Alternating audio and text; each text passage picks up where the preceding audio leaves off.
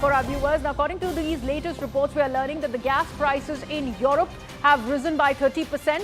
In fact, the European Commission spokesperson has announced that EU's oil and gas supplier groups will be holding a meeting on Thursday regarding this development in the Middle East.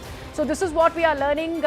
Gas prices in Europe particularly rising by 30%. That's a huge spike. So EU is already feeling the brunt after the closure of the Strait of Hormuz, after this expanding West Asian conflict. They are closely monitoring the situation, and they now talk about how the European Commission has gone on to announce the EU's oil and gas supplier groups that will now be assembling for a meeting on Thursday.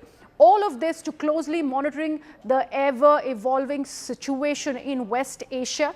They are talking about how the Gulf countries have been impacted because of the growing escalation between US, Israel and Iran, and because of this, all the other countries, particularly India and also now the EU, is facing the brunt. We also already are looking at the Asian countries, but now this development coming in from the European nations, where they talk about a spike of more than 30% as far as oil and gas are concerned, that is something that will be rather significant. Let me take this across to my colleague Pallavi Ghosh, who's now with us on the broadcast. Pallavi, so far we were looking at the Asian markets who are heavily reliant on importing crude and energy. We, of course, are going to go to Pallavi. She, in fact, is standing by in the newsroom, and she will be, in fact, letting us know about this ever-evolving situation. So, Pallavi, I was wanting to understand from you, so far we were looking at Asia, particularly India, but now this version that's coming in from European nations as well, this is rather significant.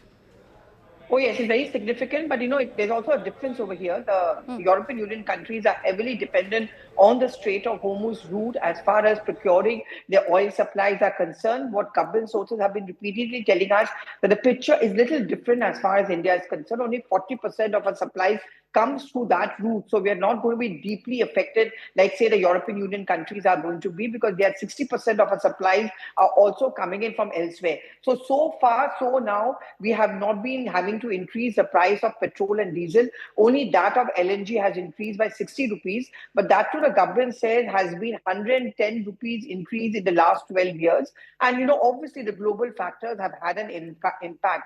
LNG supplies also come in through the Qatar route, and Qatar has gone in for what is called, technically speaking, a term called force majeure closure. That route has been closed down. We have signed 2 pacts with Qatar. So once that route opens up, there's going to be plenty of flush of supplies coming in as far as the LNG is concerned. But crude oil will obviously something that the government is going to be very wary and careful about. For now, the government is repeatedly making the point, and we are awaiting yet another briefing session from the government, that for now we have 25 days of supply as far as crude oil is concerned, plus 25 days of supply as far as petrol and diesel is concerned.